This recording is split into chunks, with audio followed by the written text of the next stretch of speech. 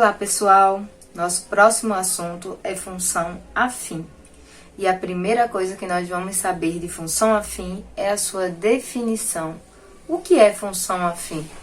A primeira coisa que temos que saber é a sua definição. Então, a função afim é toda função que ela pode ser escrita ou representada através dessa fórmula geral aqui, ó.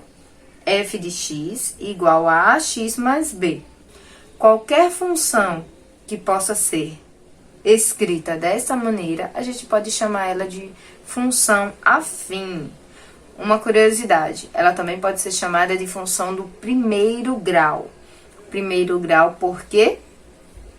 Porque, ó, em cima do x, mesmo a gente não vendo, a gente sabe que tem um número 1. Então, o maior expoente dessa função aqui, ó, é o 1. Por isso que ela também pode ser chamada de função do primeiro grau. Outro detalhe importante, minha gente. A e B são números reais. E x é a nossa variável. Agora a gente vai ver um pouco sobre os gráficos da função afim. Vamos lá? Olha, primeira coisa que a gente precisa saber de um gráfico da função afim é que ele forma uma reta. Diferente da função do segundo grau, que forma aquela parábola, tá? Esse daqui, ele forma uma reta, ok? Esse é o principal detalhe da função afim. Outro detalhe que é bem semelhante ao da função de segundo grau é o coeficiente A. Quando o coeficiente A, ele é positivo, então a função ela está crescendo e a gente chama ela de função crescente ou função afim crescente. Percebam que o coeficiente A ele está positivo. Então o gráfico se comporta desta maneira. Quando o coeficiente A é negativo, nós temos uma função decrescente, ou seja, o gráfico se comporta desta maneira aqui, ó, ela vai caindo, ok? Então, isso acontece quando nosso coeficiente A, ele é negativo ou menor que zero. E quando A for exatamente igual a zero? Só lembrando a vocês que na função de segundo grau, quando A era igual a zero, a gente deixava de ter uma função de segundo grau. Aqui é diferente. Quando A for igual a zero, eu continuo tendo uma função afim, porém, essa função afim, ela vai ser uma função constante. Ou seja, ela nem vai subir, nem vai descer. Ela vai ficar do mesmo jeitinho sempre. E isso acontece por quê? Ó, a fórmula geral de uma função afim é A vezes x mais b, como a gente acabou de ver, né? Se eu digo que A é exatamente igual a zero, eu vou ter 0 vezes x mais b. O 0 vezes x, ou 0 vezes qualquer número, é zero. Então, isso daqui deixa de existir e eu passo a ter só o valor de b. Por isso que essa função aqui, ela é constante, ela só vai ter, ó, o valor de b. Se, por exemplo, b aqui fosse 2, então, ó, esse gráfico aqui, ó, seria exatamente no ponto 2. E a função ficaria essa reta constante, sem oscilar nem para cima nem para baixo. Deu para entender aí, gente? E agora a gente vai falar um pouco sobre os zeros da função. Isso é bem interessante também, tem uma curiosidade sobre esse termo, zeros da função.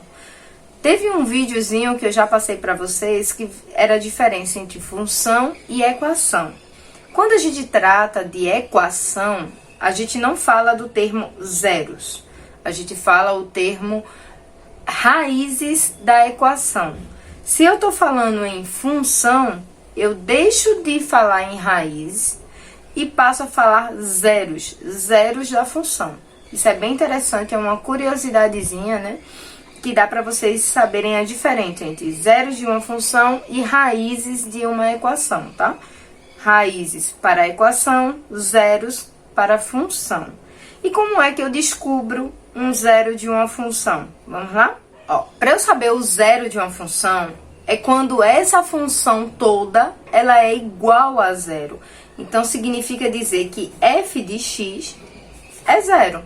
Então, basicamente, eu transformo a função em uma equação. Assim, ó, eu vou ter menos 6x mais 3. Isso tudo vai ter que ser igual. De vez de ser igual a f de x, vai ser igual a zero. Então, ó, eu tinha uma função e passei agora a ter uma equação. E agora, como a gente resolve uma equação, lado das letras, lado dos números. Então, eu deixo o menos 6x aqui, ó. Vou passar o mais 3 para o outro lado, ele vem negativo. O 6, ele tá multiplicando. Passa dividindo.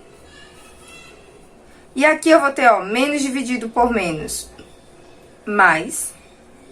E 3 dividido por 6, ou, simplificando tudo por 3, eu vou ter 1 sobre 2, que é a mesma coisa que 0,5, ok? Então, quando em alguma questão pedir, descubra qual é o zero da função tal, descobrir o zero da função é igualar essa função a zero. Aí a gente deixa de ter uma função e passa a ter uma equação de primeiro grau. Agora a gente vai falar um pouco como reconhecer uma função a partir do gráfico. Eu não estou dando a função a vocês, eu vou dar só o gráfico e a partir desse gráfico a gente vai tentar descobrir qual é a função que está por trás dele ali. E aí? Topam o desafio? Vamos lá, então. Olha esse gráfico aqui. Eu não tô vendo nenhuma função ainda, tá certo? Eu só tô vendo os dois pontos, ponto A e ponto B. E a partir desses dois pontos, eu quero descobrir quem é a função afim por trás desse gráfico. Eu sei que é uma função afim, ó, porque ele formou uma reta. Então, o primeiro passo para a gente descobrir essa função aí é escrever os pontos que a gente tem. Vamos começar pelo ponto A. O ponto A, ó, só um detalhe, lembrem-se das coordenadas, tá? Toda coordenada é formada por x e por y, nessa ordem, primeiro o valor de x, segundo o valor de y, tá? Então, agora a gente vai descobrir o ponto A. O ponto A, ó, no eixo x, o ponto A tá aqui, ó, no 2.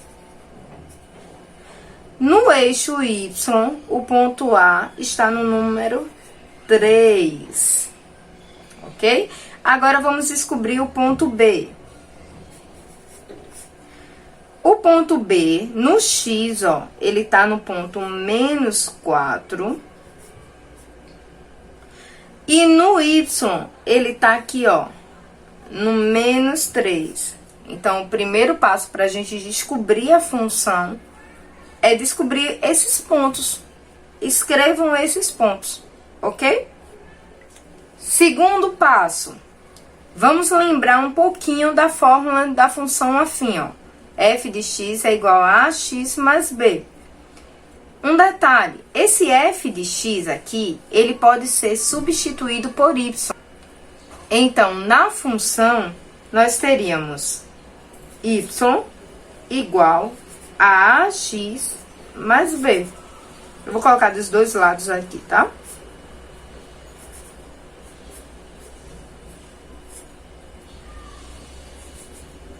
Pronto. Então, quando a gente substitui o f de x por y, a gente percebe que essa função toda aqui, ó, ela depende de y e depende de x. E a gente já sabe quem é x e quem é y de cada ponto. Ó, no ponto A, x é 2 e y 3. E no ponto B, x é menos 4 e y é menos 3. Então, o nosso segundo passo vai ser substituir os valores de x e y dos pontos na função de primeiro grau, ok? Então, vamos lá, substituir os dois. Vou substituir aqui primeiro o ponto A. Y é 3, ó. O A eu ainda não sei quem é, tá certo? Então, X aqui é 2. A gente pode até deixar mais bonitinho, ó. Eu tenho 2A, que é esse lado de cá, né? Mais B, igual a 3. Então, eu cheguei a isso.